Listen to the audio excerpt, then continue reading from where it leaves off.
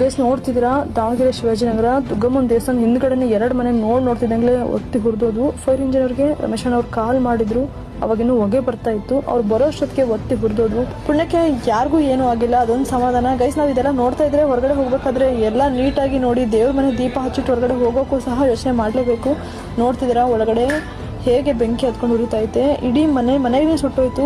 ಯಾರ ಗಮನಕ್ಕೂ ಇದು ಬಂದೇ ಇಲ್ಲ, ಸಡನ್ ಆಗಿ ಹೊಗೆ ಬಂತು. ಒಳಗಡೆ ಹೋಗೋಕ್ಕೂ ಯಾರಿಗಾದ್ರೂ ಭಯ ಆಗೇ ಆಗುತ್ತಲ್ವಾ. ಮನೆ ಒಂದ್ ಕಡೆ ಹಿಂಗಾದ್ರೆ ಇನ್ನೊಂದ್ ಕಡೆ ಅಷ್ಟೋ ಇಷ್ಟೋ ಕೂಡಿಟ್ಟಂತ ದುಡ್ಡಾಗಿರ್ಬೋದು, ವಸ್ತುಗಳಾಗಿರ್ಬೋದು ಎಲ್ಲ ಹೋಯ್ತು. ಅವ್ರ ಮನೆಯವ್ರ ಗೋಳಂತೂ ನೋಡೋಕ್ಕಾಗ್ತಿಲ್ಲ. ಪಾಪ ಯಾರಿಗೂ ಇಂಥ ಒಂದು ಪರಿಸ್ಥಿತಿ ಬರಬಾರ್ದಪ್ಪ. ದೇವ್ರವ್ರಿಗೆ ಧೈರ್ಯ ಕೊಡಬೇಕು. ಏನಾದರೂ ಆಗಲಿ ಜೀವ ಐತೆ, ದುಡಿಯೋಣ, ಏನು ಬೇಕಾದ್ರೂ ಮಾಡೋಣ ಅನ್ನೋ ಶಕ್ತಿ ಕೊಡಬೇಕು. ಅಷ್ಟು ಮಾತ್ರ ನಾವು ಕೇಳ್ಬೋದಪ್ಪ. ನೋಡ್ತಿದ್ದೀರಾ ಅಕ್ಕಪಕ್ಕದವರೆಲ್ಲ ಬೆಂಕಿ ನಂದಿಸ್ತಾ ಇದ್ದಾರೆ. ಅಷ್ಟೊತ್ತಿಗೆ ಫೈರ್ ಇಂಜಿನ್ ಅವರು ಸಹ ಬಂದರು, ಇನ್ನೂ ನಂದಿಸ್ತಾ ಇದ್ದಾರೆ. ಅವರು ಬೇಗ ಬರಲಿಲ್ಲ ಅಂದರೆ ಬೈತೀವಿ. ಸಡನ್ ಆಗಿ ಲೊಕೇಶನ್ ಎಲ್ಲ ಹುಡ್ಕೊಂಡು ಬರ್ಬೇಕಲ್ವಾ. ಮನೆ ಹೊತ್ತಿ ಉರಿದಾಗ ಎಲ್ಲಿ ಮನೆ ಮುಟ್ಟಿದ್ರು ಬೀಳುತ್ತೋ ಅಂತ ಅಂತಿರ್ತೀವಿ. ಅಂಥದ್ರಲ್ಲಿ ಅವ್ರ ಜೀವನ ಸಹ ಲೆಕ್ಕಿಸದೆ ಬೆಂಕಿನ ನಂದಿಸ್ತಾರೆ.